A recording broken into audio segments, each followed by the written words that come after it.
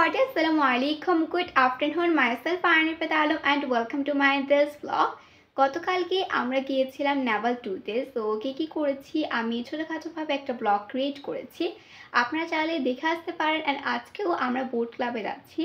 So ওখানে কি করছি সবকিছু এই ব্লগে ক্যাপচার করার ট্রাই করব। দেখার জন্য শেষ পর্যন্ত অবশ্যই লাইক সাবস্ক্রাইব করে পাশে থাকবেন। শুরুতেই আমরা সিএনজি নিয়ে চলে যাই বোট ক্লাবে। রোড ফ্রি থাকায় 40 to 50 মিনিটসের মধ্যে আমরা বোট ক্লাবে পৌঁছে যাই। অ্যান্ড এটা একটা পার্কিং স্পেস ছিল, পাশে হচ্ছে টিকিট কাউন্টার, দেন এ পাশে এন্ট্রির পথ, আর ওইদিকে বের হয়ে যাওয়ার পথ বা গেটও ছিল। আমরা 3 পিস টিকিট বুক করে নিই টিকিট কাউন্টার থেকে, অ্যান্ড এখানে শো করে এরপরে ক্লাবে এন্টার করতে হতো। আর এখানে হঠাৎ বৃষ্টি আসে, আমরা একটা স্টলে ঢুকে পড়ি। এটা একটা বেকারি প্লাস সিনেপ্লেক্সও ছিল। ক্লাবের ভেতর শুধুমাত্র যারা মেম্বার্স তারাই অ্যালাউড। সো আমরা পাশের যে পথগুলো সেগুলো হাঁটছিলাম, পার্কটা ভিজিট করছিলাম।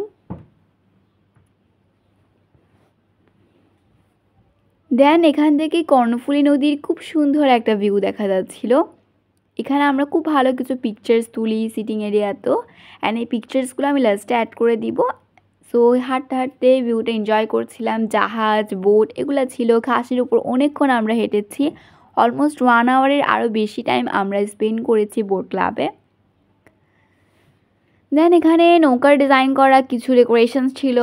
তারপরে এটা হচ্ছে একটা রেস্টুরেন্ট, এখানে রিভার ভিউ রেস্টুরেন্ট। তারপরে এই ধরনের কিছু বারবিকিউর রেস্টুরেন্টও ছিল। আর হঠাৎ করে স্কাই রেইনবো উঠে, রেইনবোর শেডগুলো খুব সুন্দর লাগছিল স্কাই। সো আমি একটা ভিডিও ক্লিপ নিয়ে নিই।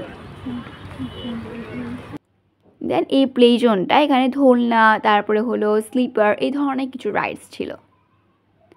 এরপরে হচ্ছে রেস্টুরেন্টের সিটিং এরিয়া। এই সিটিং এরিয়া থেকে কর্ণফুলী নদীর ফ্রন্ট যে ভিউটা সেটা খুব ভালো দেখাচ্ছিল অ্যান্ড এনজয়েবল ছিল।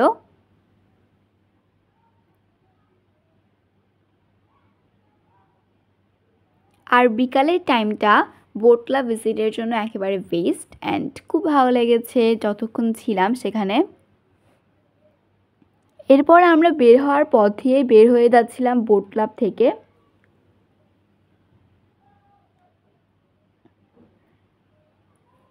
দেন আমরা সিএনজি নিয়ে নিই অ্যান্ড সেখান থেকে চলে যাই নেভাল 1-এ। যেহেতু এ পাশে এসেছি তাই নেভাল 1-এও যাই। এখানে ডিস্টেন্সটা খুব একটা বেশি ছিল না। তারপরে নেভাল 1-এর ভিউটা, এখানে এখন রাস্তা তৈরি করা হচ্ছে বলে দেয়ালগুলা কিছুটা উঁচু, সেজন্য তেমন কোনো ভালো পিকচার্স হয়নি। প্লাস রাতে যাওয়াতে অন্ধকারও ছিল সন্ধ্যার থেকে, সেজন্য আমি কিছু ভিডিও ক্লিপ নিয়েছেন, সেগুলোই ব্লগে আমি ইউজ করছি। আর সামনে কিছু স্টল ছিল, এখানে কাঁকড়া, চিংড়ি এই ধরনের সি ফুডসের পাশাপাশি পেঁয়াজু এই ধরনের স্টার্টার্সও সেল করছিল। আমরা এখানে ভিউ এনজয় করি কর্ণফুলী নদীর ফ্রন্টে, খুব সুন্দর একটা ভিউ। এরপরে এখানে আমরা পেঁয়াজু নিয়ে নিই। সো পেঁয়াজু খেতে খেতে ফ্রন্ট ভিউটা এনজয় করছিলাম। এখানে হচ্ছে টি কাপ নিই 2টা।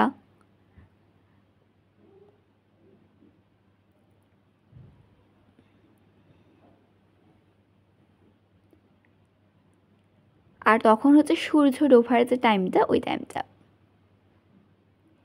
এরপরে আমরা সেখানে যেহেতু অনেকক্ষণ স্পেন্ড করি তাই রাতের বেলাও ছিলাম।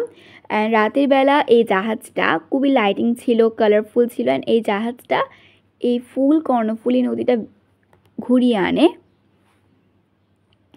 লাইটিং খুব সুন্দর ছিল, ওখানে রাতে হাঁটতে খুব ভালো লাগে, বাতাস ছিল, আর সেদিন ওয়েদারটাও ভালো ছিল। এরপর আমরা হঠাৎ ডিসিশনে অটোরিকশা করে চলে যাই পতেঙ্গা সি বিচে। সো পতেঙ্গা সি বিচে রাতে যাওয়াতে সেখানে হালকা হালকা ঢেউগুলো বোঝা যাচ্ছিল, বাট তেমন কোনো পিকচার্স বা ভিডিও ক্লিপ নেওয়া পসিবল ছিল না। তারপরে এখানে কিছু স্টল ছিল, বিভিন্ন অ্যাক্সেসরিজের স্টলগুলো। তারপর আমরা রিং রোড হয়ে চলে যাই মেইন টাউনে জিসিতে। জিসির একটা রেস্টুরেন্টেই আমরা fried rice and chicken fry দিয়ে আমাদের ডিনার কমপ্লিট করি 9টা 9:30টার দিকে। এটা হচ্ছে রেস্টুরেন্টের সিটিং এরিয়া। এই ফ্রাইড রাইসটা আমরা আগেও টেস্ট করেছি, খুবই ভালো টেস্ট, তাই আমরা আবারও এসেছিলাম। অ্যান্ড এখানে কোল্ড ড্রিঙ্কস নিয়ে নিই। ব্লগটা এখানে এন্ড করছি। আসসালামু আলাইকুম, আল্লাহ হাফেজ।